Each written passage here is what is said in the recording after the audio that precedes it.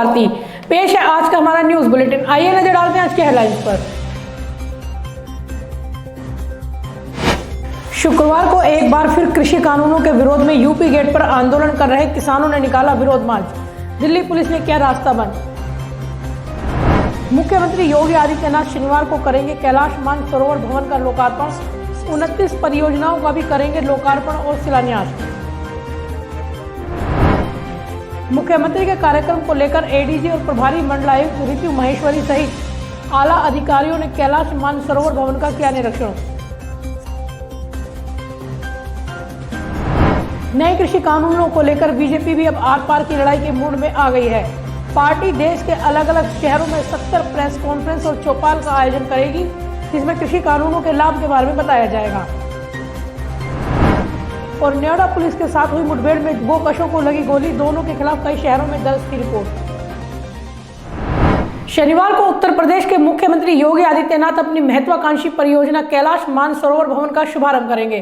CM योगी इस दौरान गाजियाबाद में 39 परियोजनाओं का लोकार्पण और शिलान्यास करेंगे, तो वहीं हापुड़ में भी ऑनलाइन तरीके से आवासीय परियोजनाओं का लोकार्पण किया जाएगा।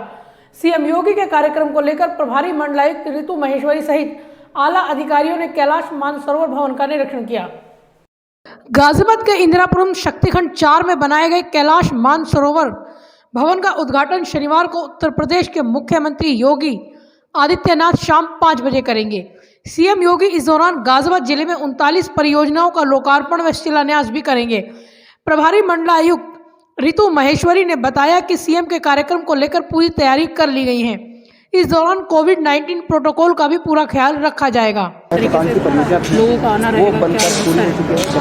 कल कैलाश मानसरोवर भवन का लोकार्पण माननीय मुख्यमंत्री जी द्वारा किया जाएगा। इसके अलावा जनपद से जुड़ी हुई विभिन्न अन्य परियोजनाओं का भी लोकार्पण और शिलान्यास किया जाएगा। इसके अलावा संडे को मेरठ में भी इसी तरह का एक कार्यक्रम है, तो यहाँ पे जितनी भी व्यवस्थाएं हैं वो सुनिश्चित की जा रही हैं। सभी अधिकारियों की कार्य विभाजन किया गया है और चाहे लॉ एंड ऑर्डर है या जो बाकी अरेंजमेंट्स हैं वो सुनिश्चित की जाएंगी। बाकी ये भवन अपने आप में सभी लोगों के लिए आगे आने वाले समय में बहुत ही लाभदायक है। और सबसे बड़ी बात है कि योजनाएं कागज़ों पर नहीं चल रही हैं, केवल शिलान्यास तक सीमित नहीं है।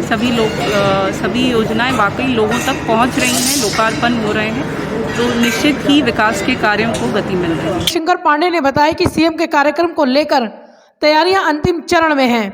कैलाश मानसरोवर भवन में फिनिशिंग का कार्य आज शाम तक पूरा कर लिया जाएगा। कोरोना संक्रमण को देखते हुए कार्यक्रम में 400 लोगों के शामिल होने की व्यवस्था की गई है। गौरव की बात है जनपद गाजियाबाद के लिए कि इस महत्वाकांक्षी जो प्रोजेक्ट था माननीय मुख्यमंत्री जी का, उसका लोकार्पण कल होने जा रहा है और स्वयं माननीय मुख्यमंत्री जी तमाम व्यवस्थाओं के बीच में यहाँ आ रहे हैं, इसलिए इसकी महत्ता को बहुत अच्छी तरह समझा जा सकता है। और सबसे बड़ी बात यह है कि स्वयं माननीय मुख्यमंत्री जी ने इस प्रोजेक्ट का शिलान्यास किया था और आज वो कल उद्घाटन करने के लिए आ रहे हैं। ये हम लोगों के लिए बहुत बड़ी उपलब्धि है, बहुत बड़ी गौरव की बात है। बाकी तैयारियां हम लोगों ने यहाँ पूरी कर ली हैं। कल शाम को 5 बजे से 6 बजे के बीच का उनका कार्यक्रम है और इसमें जो ये कार्यक्रम हमारा मुख्य है, इसके साथ साथ हमारे जो जनपद में और भी जो विकास संबंधी कार्यक्रम चल रहे हैं उनको भी माननीय मुख्यमंत्री जी या तो उद्घाटित करेंगे या उनका लोकार्पण करेंगे। मुख्यमंत्री के कार्यक्रम को लेकर शुक्रवार को आला अधिकारियों ने कैलाश मानसरोवर भवन का निरीक्षण किया। इस दौरान कार्यक्रम स्थल से लेकर एंट्री पॉइंट से लेकर मेहमानों के आने व बैठने की व्यवस्था का भी निरीक्षण अधिकारियों ने किया। भवन की साज सज्जा से लेकर फिनिशिंग कार्य को भी अंतिम रूप दिया जा रहा है। ब्यूरो रिपोर्ट, युग करवट न्यूज। शनिवार को सीएम योगी द्वारा कैलाश मानसरोवर भवन का उद्घाटन किए जाने को लेकर तैयारियों को अंतिम रूप दिया जा रहा है। भवन को देसी विदेशी फूलों से सजाया जा रहा है, तो वही रंगोली व रंगीन लाइटों से भी सजावट की जा रही है। इसके अलावा सीएम योगी के रूट पर भी सड़कों से लेकर डिवाइडरों की रंगाई पुताई का काम किया जाएगा व कैलाश मानसरोवर के भवन में फिनिशिंग की जा रही है। कार्यक्रम में 400 मेहमान शिरकत करेंगे। उत्तर प्रदेश के मुख्यमंत्री योगी आदित्यनाथ अपनी महत्वाकांक्षी परियोजना कैलाश मानसरोवर भवन का उद्घाटन करने के लिए शनिवार को गाजियाबाद पहुंच रहे हैं। इस कार्यक्रम को भव्य रूप देने की तैयारी जिला प्रशासन स्तर पर की जा रही है। उद्घाटन समारोह के लिए कैलाश मानसरोवर भवन को कई टन देशी विदेशी फूलों से सजाया जा रहा है, तो वहीं विभिन्न प्रकार के फूल, पेड़ पौधों से पूरे परिसर को भी सजावट की जा रही है। पूरे भवन में हरियाली दिखाई दे, इसके लिए मौसमी फूलों के पौधों की सजावट परिसर में की गई है। इसके अलावा सीएम योगी के प्रस्तावित रूट को भी सजाया संवारा जा रहा है। सड़कों को दुरुस्त करने के अलावा डिवाइडरों की रंगाई पुताई से लेकर पेड़ पौधों को भी ठीक किया जा रहा है। यहाँ तक कि भवन को रंगोली व रंगीन लाइटों से भी सजाया जाएगा। सबसे पहले सीएम योगी फीता काटकर भवन का उद्घाटन करेंगे वे उसके बाद परिसर में कार्यक्रम को संबोधित करेंगे। बता दें, करीब 70 करोड़ रुपए की लागत से कैलाश मानसरोवर भवन का निर्माण किया गया है। सीएम योगी की इस महत्वाकांक्षी योजना का निर्माण कार्य 31 अगस्त 2017 को शुरू हुआ, जो 31 जुलाई 2020 में बनकर पूरी तरह से तैयार हुआ है। 9000 वर्ग मीटर में बने इस भवन में 280 यात्रियों के ठहरने की व्यवस्था की गई है। 3 मंजिला भवन में बेसमेंट में पार्किंग की व्यवस्था की गई है। 46 कमरे 4 व्यक्तियों व 48 कमरों में 2 व्यक्तियों के ठहरने के लिए व्यवस्था रखी गई है। इसके अलावा मेस, डाइनिंग रूम, हॉल के अलावा गार्डन भी बनाया गया है। सभी कमरों में फ्रिज, टीवी व शौचालयों की सुविधा दी गई है ताकि इन कमरों में ठहरने वाले यात्रियों को किसी प्रकार की समस्या न हो। कैलाश मानसरोवर की यात्रा को जाने वाले श्रद्धालुओं के अलावा उत्तराखंड की 4 धाम यात्रा, लेह लद्दाख यात्रा को जाने वाले यात्री भी इस भवन में प्रवास कर सकेंगे। सीएम योगी शनिवार को शाम 5 बजे कैलाश मानसरोवर भवन पहुंचेंगे। उससे पूर्व वे लखनऊ से ऑनलाइन हापुड़ की धौलाना तहसील में 5.5 करोड़ की लागत से अनावासीय भवन व 4.25 करोड़ की लागत से बन रहे आवासीय भवनों का लोकार्पण करेंगे। हापुड़ के अलावा सीएम योगी मुरादाबाद, कुशीनगर, अंबेडकर नगर की भी कई परियोजनाओं का शिलान्यास में लोकार्पण करेंगे। इन सारी योजनाओं का लोकार्पण ऑनलाइन किया जाएगा, लेकिन कैलाश मानसरोवर भवन का उद्घाटन खुद सीएम योगी करेंगे। ब्यूरो रिपोर्ट, युग करवट न्यूज। उत्तर प्रदेश के मुख्यमंत्री योगी आदित्यनाथ शनिवार को गाजियाबाद कैलाश मानसरोवर का उद्घाटन करने पहुंच रहे हैं। सीएम की सुरक्षा व्यवस्था को लेकर शुक्रवार को ADJ Meerut zone, IG Meerut zone सहित कई पुलिस अधिकारियों ने कार्यक्रम स्थल की सुरक्षा व्यवस्था का जायजा लिया। सीएम की सुरक्षा कई स्तरों में की गई है। सुरक्षा में करीब 700 पुलिस कर्मियों को तैनात किया गया है। इसके अलावा बम स्क्वाड, डॉग स्क्वाड, दंगा नियंत्रण वाहन भी तैनात किए जाएंगे। शनिवार को कैलाश मानसरोवर का उद्घाटन करने पहुंच रहे उत्तर प्रदेश के मुख्यमंत्री योगी आदित्यनाथ के कार्यक्रम को लेकर कई स्तर पर सुरक्षा व्यवस्था की गई है। कार्यक्रम की सुरक्षा व्यवस्था का जायजा लेने के लिए शुक्रवार को खुद ADG Meerut zone Rajeev Sabharwal, IG Meerut zone Praveen Kumar सहित विभिन्न पुलिस अधिकारियों ने कैलाश मानसरोवर भवन का निरीक्षण किया। इस दौरान सीएम की सुरक्षा में कोई चूक न हो, इसकी समीक्षा की गई। सीएम के रूट के अलावा वैकल्पिक मार्गों पर भी भारी पुलिस तैनात किया जाएगा। सीएम योगी का हेलीकॉप्टर हिंडन एयरफोर्स स्टेशन पहुंचेगा, जहां से वह वाया कार होते हुए कैलाश मानसरोवर भवन जाएंगे। इस दौरान सीएम के रूट पर चप्पे चप्पे पर पुलिस के जवान तैनात रहेंगे। सीएम योगी की सुरक्षा व्यवस्था में 2 दर्जन से अधिक राजपत्रित पुलिस अफसरों को तैनात किया गया है, तो वहीं इंस्पेक्टर, सब इंस्पेक्टर व एचसीपी सहित 700 से अधिक पुलिस कर्मियों की तैनाती की गई है। इसके अलावा इंटेलिजेंस, बम स्क्वाड, डॉग स्क्वाड और दंगा नियंत्रण दस्ते को भी तैनात किया जाएगा। सीएम की सुरक्षा को लेकर आला अधिकारियों ने गहनता से निरीक्षण किया। पार्किंग से लेकर सभा स्थल, भवन के ऊपरी मंजिल का भी निरीक्षण किया गया है। सीएम के कार्यक्रम को लेकर अधिकारियों ने शुक्रवार से ही गाजियाबाद में डेरा डाल दिया है। वहीं 12 तारीख को बड़े स्तर पर होने वाले किसानों के प्रदर्शन को देखते हुए भी लगातार अधिकारी किसान नेताओं से संपर्क साध रहे हैं। ब्यूरो रिपोर्ट, युग करवट न्यूज। शुक्रवार को एक बार फिर कृषि कानूनों के विरोध में यूपी गेट पर आंदोलन कर रहे किसानों ने विरोध मार्च निकाला। विरोध मार्च निकालते हुए किसान दिल्ली की ओर कूच करने लगे। किसानों को आता देख दिल्ली पुलिस के जवानों ने बैरिकेड्स लगाकर रास्ता बंद कर दिया और प्रदर्शन कर रहे किसानों को समझा बुझाकर वापस यूपी गेट पर भेजा। दिन भर यूपी गेट पर किसानों का प्रदर्शन जारी रहा। कृषि कानूनों के विरोध में पिछले 15 दिन से यूपी गेट पर आंदोलन कर रहे किसानों ने शुक्रवार को फिर से NH9 की दिल्ली जाने वाली लाइन पर विरोध मार्च निकाला। इतना ही नहीं, किसानों ने गाजीपुर से गाजियाबाद आने वाले फ्लाईओवर के नीचे वाली रोड को भी बंद कर दिया। किसान विरोध मार्च निकालते हुए दिल्ली की सीमा तक पहुंच गए और दिल्ली में घुसने का प्रयास करने लगे, लेकिन दिल्ली सीमा पर तैनात जवानों ने किसानों को प्रवेश नहीं करने दिया। इसके बाद किसानों को वापस भेज दिया गया। दिन भर यूपी गेट पर किसान प्रदर्शन करते रहे। किसानों ने आरोप लगाया कि पिछले 15 दिन से किसान यूपी गेट पर मौजूद हैं, लेकिन केंद्र सरकार उनकी बात सुनने को तैयार नहीं है। किसानों ने कहा कि बिना कानून वापस कराए वापस नहीं जाएंगे। अगर सरकार उन्हें लंबे समय तक रोकना चाहती है तो किसान भी महीनों तक यहां रुकने के लिए तैयार हैं। शुक्रवार को भी किसान NH-9 की गाजियाबाद से दिल्ली को जोड़ने वाली लाइन पर प्रदर्शन जारी रखे हुए थे, तो वहीं यूपी गेट पर भी किसानों का प्रदर्शन जारी रहा।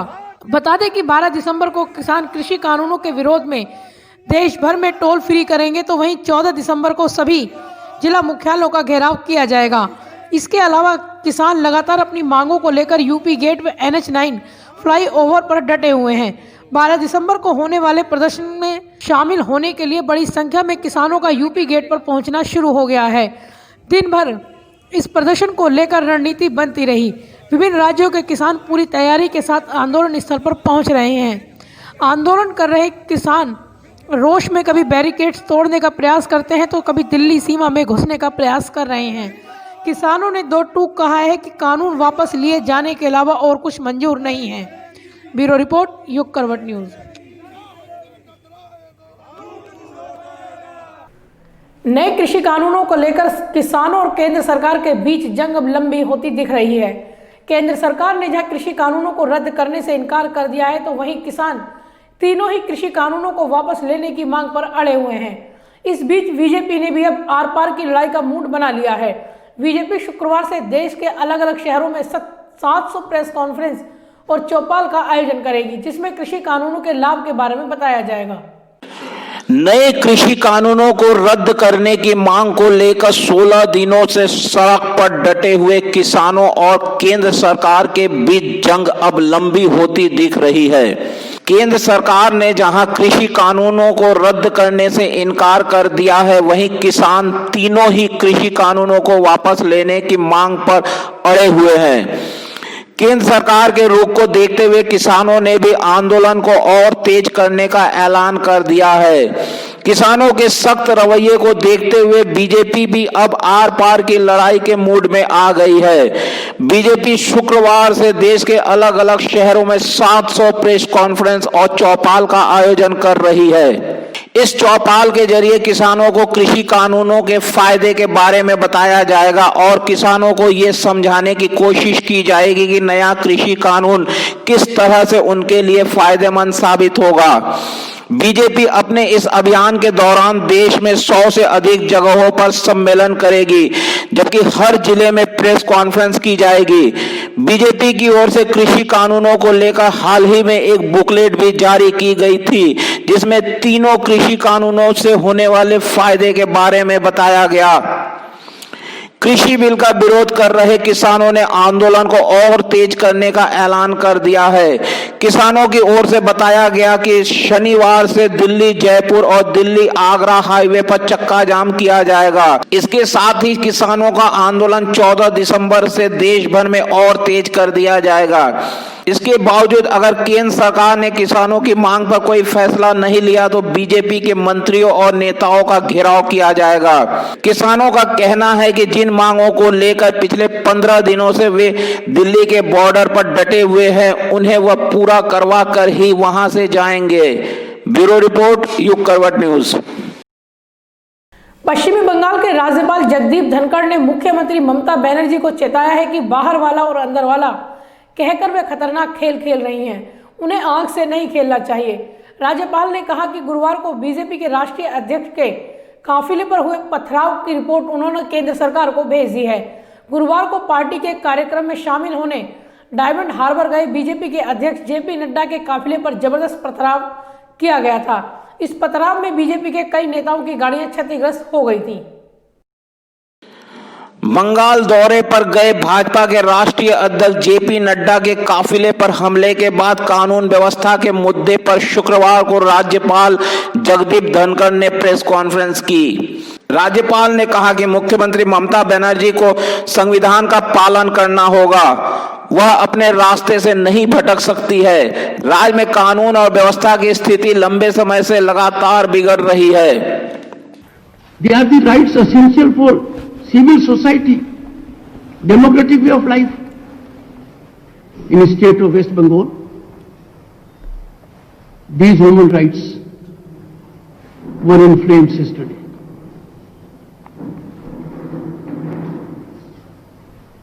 I take a very serious note of the statement that emanated from Honorable the Chief Minister. How can a responsible Chief Minister, believing in rule of law, believing in Constitution, subscribing to rich Bengali culture, talk the way she did? I have tweeted. Bhajpa अध्यक्ष JP Nadda और महासचिव कैलाश विजयवर्गीय के काफिले पर हुए हमले को लेकर राज्यपाल ने कहा कि उन्होंने केंद्र सरकार को एक रिपोर्ट भेजी है। राज्यपाल ने मुख्यमंत्री से सवाल करते हुए कहा कि राज्य में कौन बाहरी है, उनका इससे क्या मतलब है। मुख्यमंत्री को आग से नहीं खेलना चाहिए। बाहरी कहना संविधान का अपमान है। बाहर वाला अंदर वाला कहना एक खतरनाक खेल है। ममता बनर्जी संविधान के हिसाब से काम करे। I urge the Honorable Chief Minister, Madam, please reflect, please think, please care for a sense, grace, depth of Bengali culture and withdraw that video. She is a symbol of struggle, the Chief Minister. She is a senior leader. She is in a second term of Chief Ministership. She is Chief Minister of a very important state. Her these observations against President of the ruling party in the center are most unfortunate. तो राज्यपाल को आप सुन रहे थे, उनका ये कहना है कि चीफ मिनिस्टर ममता बनर्जी खास तौर से ध्यान दीजिए, इस तरह से सोचिए कि गुरुवार को पार्टी के एक कार्यक्रम में शामिल होने डायमंड हार्बर गए बीजेपी के राष्ट्रीय अध्यक्ष जेपी नड्डा के काफिले पर जबरदस्त पथराव किया गया था। इस पथराव में नड्डा की गाड़ी तो बच गई, लेकिन पार्टी के दूसरे नेताओं की गाड़ियां क्षतिग्रस्त हो गई। बीजेपी ने तृणमूल कांग्रेस पर पथराव का आरोप लगाया, जबकि तृणमूल कांग्रेस का कहना है कि बीजेपी नेताओं ने खुद अपने लोगों से पथराव कराया ताकि सहानुभूति हासिल कर सके। ब्यूरो रिपोर्ट, युग करवट न्यूज। नोएडा के थाना सेक्टर 58 क्षेत्र में गुरुवार देर रात को पुलिस और गोकशी करने वाले बदमाशों के बीच मुठभेड़ हो गई। दो बदमाशों को पैर में गोली लगी। दोनों बदमाशों पर 25-25 हजार रुपए का इनाम था। पकड़े गए बदमाशों के ऊपर गौतम बुद्ध नगर, बुलंदशहर, अलीगढ़, गाजियाबाद, मेरठ, हापुड़ में 2 दर्जन से ज्यादा गोकशी के मामले दर्ज हैं। दोनों दिल्ली की जामिया नगर के रहने वाले हैं। नोएडा के थाना सेक्टर 58 क्षेत्र में गुरुवार देर रात पुलिस और गोकशी करने वाले बदमाशों के बीच मुठभेड़ हो गई।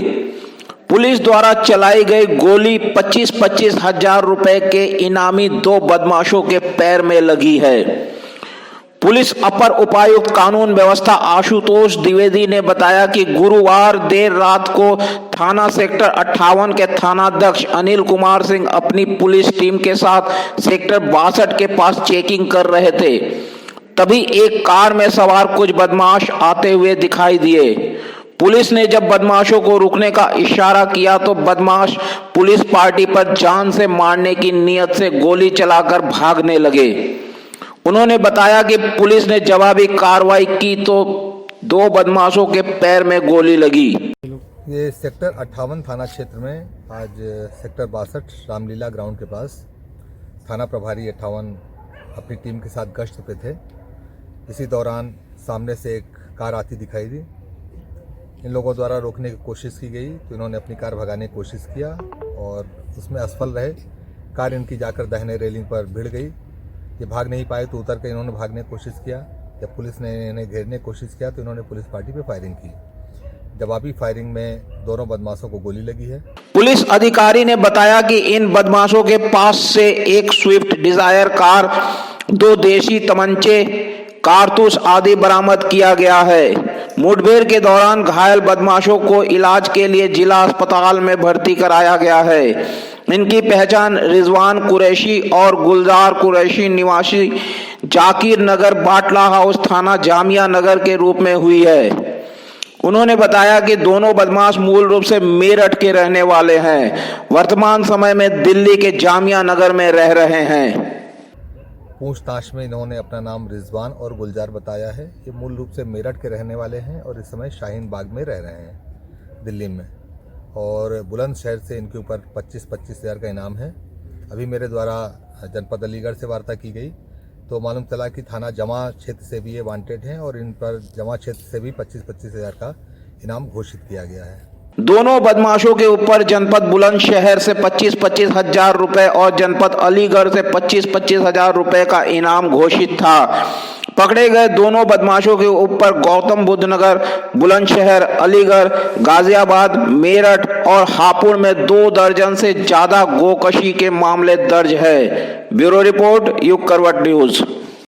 सामाजिक संस्था शहीद प्रदीप त्यागी पिंटू मेमोरियल ट्रस्ट की ओर से पिंटू त्यागी की पुण्यतिथि पर शुक्रवार को आरडीसी स्थित शहीद प्रदीप त्यागी पार्क में श्रद्धांजलि सभा एवं रक्तदान शिविर का आयोजन किया गया।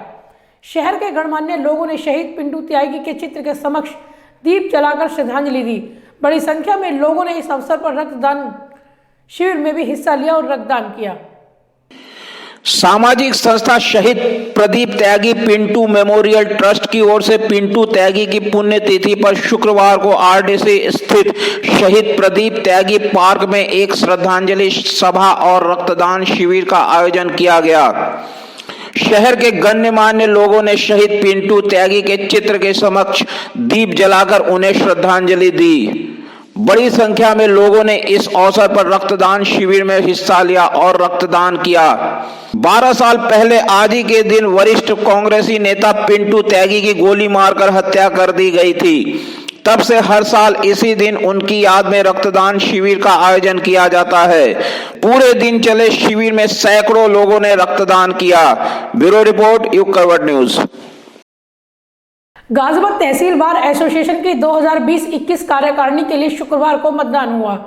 सदर तहसील के बार सभागार में हुए मतदान के दौरान कोविड-19 की गाइडलाइन का पालन किया गया।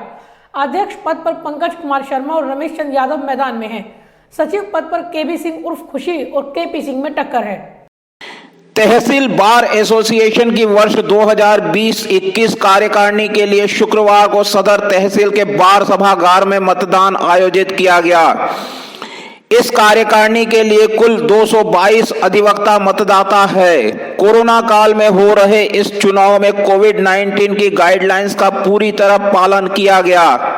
मतदान की प्रक्रिया संपन्न करा रहे चुनाव अधिकारी मुकेश त्यागी और वीके सिंह एडवोकेट ने बताया कि इस बार अध्यक्ष पद के लिए पंकज कुमार शर्मा और रमेश चंद्र यादव के बीच मुकाबला है। सचिव पद पर केवी सिंह उर्फ खुशी और केपी सिंह में टक्कर है। उपाध्यक्ष पद पर बलराज सिंह कसाना और इंद्रभूषण शर्मा के बीच मुकाबला है। सह सचिव पद पर सावन कुमार तेवतिया और सुदेश कुमार मोंगा के बीच मुकाबला है। कोषाध्यक्ष पद पर अंकित डागर और दीपक वासने में सीधी टक्कर है। सांस्कृतिक सचिव पद पर संतोष कुमार कुशवाहा और महेंद्र सिंह शर्मा चुनाव मैदान में है। कार्यकारिणी सदस्य के 5 पदों के लिए 9 प्रत्याशी अमित कुमार, आजाद कुमार शर्मा, चंद्रशेखर, फरमान अहमद, गोपाल, मदन लाल सिंह शर्मा, निरंजन सिंह, सुरेश चंद और विनेश कुमार चौधरी मैदान में है। तहसील बार एसोसिएशन के लिए शुक्रवार सुबह 10 बजे मतदान शुरू हुआ। मतदान के दौरान मास्क और सैनिटाइजर का प्रयोग किया गया। मतदान शाम 4 बजे तक चला। ब्यूरो रिपोर्ट, युग करवट न्यूज। शुक्रवार को एलोपैथी, यूनानी व आयुर्वेद चिकित्सा पद्धति को मिलाकर कॉमन कोर्स किए जाने के विरोध में आईएमए गाजियाबाद के डॉक्टर्स ने ओपीडी बंद कर विरोध प्रदर्शन किया। डॉक्टर्स ने कहा कि केंद्र सरकार की इस खिचड़ी चिकित्सा पद्धति से मरीजों को नुकसान उठाना पड़ेगा। इससे बेहतर है कि सरकार सभी चिकित्सा पद्धतियों को अलग अलग प्रमोट करे। हड़ताल के दौरान इमरजेंसी सेवाएं व कोविड चिकित्सा सेवा को बहाल रखा गया। एलोपैथी, यूनानी व आयुर्वेद चिकित्सा पद्धति को एक किए जाने के विरोध में शुक्रवार को आईएमए गाजियाबाद के डॉक्टरों ने सुबह 6 बजे से ओपीडी बंद कर विरोध जताया। डॉक्टर्स ने बताया कि यह विरोध प्रदर्शन केंद्र सरकार की आयुर्वेद, यूनानी व एलोपैथी पद्धति मिलाकर एक कॉमन कोर्स किए जाने के विरोध में है। सरकार इस तरह की खिचड़ी चिकित्सा पद्धति के बजाय सभी पद्धतियों को अलग अलग प्रमोट करें, इसके विरोध में डॉक्टर्स ने यह विरोध प्रदर्शन किया है। बेसिकली ये जो असहयोग आंदोलन है ये हम लोग मिक्सोपैथी के खिलाफ मना रहे हैं। जैसा कि आप जानते हैं कि सरकार का आदेश आया है कि अब वो जितने भी बीएमएस या बीयूएमएस यूनानी और आयुर्वेदिक चिकित्सक हैं उनको एलोपैथिक मेडिसिन के साथ मिक्स करके एक कॉमन कोर्स करने जा रहे हैं। हम लोग इसका सख्त विरोध करते हैं। हम ये चाहते हैं कि आप उनको प्रमोट करिए, आयुर्वेदा और यूनानी को खूब प्रमोट करिए और इनको इतना अच्छा प्रमोट करिए कि कल को वो एलोपैथी से भी आगे निकल जाएं। मगर हम ये भी चाहते हैं कि हमारी जो एलोपैथिक मेडिसिन है वो भी फ्लरिश हो और उसमें किसी प्रकार की मिक्सिंग या खिचड़ी ना पके, क्योंकि खिचड़ी पकने से इसमें पब्लिक का बहुत ज़्यादा नुकसान है। कल को जो डॉक्टर्स आएंगे उनमें क्वालिटी की कमी हो जाएगी। शायद गवर्नमेंट ये चाहती है कि क्वांटिटी तो हो जाए बट क्वालिटी पे उसका बिल्कुल भी ध्यान नहीं है। तो हम लोगों का ये कहना है कि क्वालिटी पे भी ध्यान देना ज़रूरी होता है, क्योंकि ये आदमी के शरीर के साथ खिलवाड़ होता है। अगर आप क्वालिटी पे ध्यान नहीं देते हैं तो कल को इलाज में कमियां आएंगी और इससे अल्टीमेटली नुकसान पब्लिक का ही होना है। डॉक्टर्स का कहना है कि इस मिक्स पद्धति के दुष्परिणाम होंगे जिससे मरीजों को नुकसान हो सकता है। इसके लिए ही यह विरोध किया जा रहा है। शुक्रवार सुबह 6 बजे से शनिवार 6 बजे तक ओपीडी, डायग्नोस्टिक जांच आदि बंद रखी गई हैं, लेकिन इमरजेंसी सेवाएं, कोविड चिकित्सा पूरी तरह से बहाल रखी गई है। आज हम लोगों का ये असहयोग नॉन आंदोलन है जिसको हम लोगों ने बंद के रूप में मना रहे हैं। हम आज सुबह 6 बजे से कल सुबह 6 बजे तक 11 दिसंबर 2020 सुबह 6 बजे से 12 दिसंबर सुबह 6 बजे तक हम सभी लोगों की जितनी भी नॉन एसेंशियल सर्विसेज हैं वो बंद रहेंगी, जिसमें कि ओपीडीज़ हैं, डायग्नोस्टिक सेंटर्स हैं, जबकि एसेंशियल सर्विसेज जो पेशेंट जिनको इमरजेंसी है या कोविड से रिलेटेड जो प्रॉब्लम्स हैं उसका हम लोग चालू रखेंगे। प्राइवेट अस्पताल बंद रहने से मरीजों को खासी दिक्कतों का सामना करना पड़ा। हालांकि डॉक्टर्स ने पहले ही हड़ताल का ऐलान कर दिया था, बावजूद इसके बड़ी संख्या में मरीज इलाज के लिए एक से दूसरे अस्पताल भटकते दिखे। डॉक्टर्स ने अपनी मांगों को लेकर एक ज्ञापन भी जिला प्रशासन को सौंपा और कहा कि जब तक उनकी मांगें पूरी नहीं होंगी आंदोलन विभिन्न तरीकों से जारी रहेगा। ब्यूरो रिपोर्ट, युग करवट न्यूज़। तो आज के लिए फिलहाल बस इतना ही। गाजियाबाद और आसपास की खबरों के लिए देखते रहिए युग करवट न्यूज़ और विस्तार से खबरों को जानने के लिए पढ़िए युग करवट न्यूज़पेपर। सब्सक्राइब कीजिए युग करवट। नमस्कार।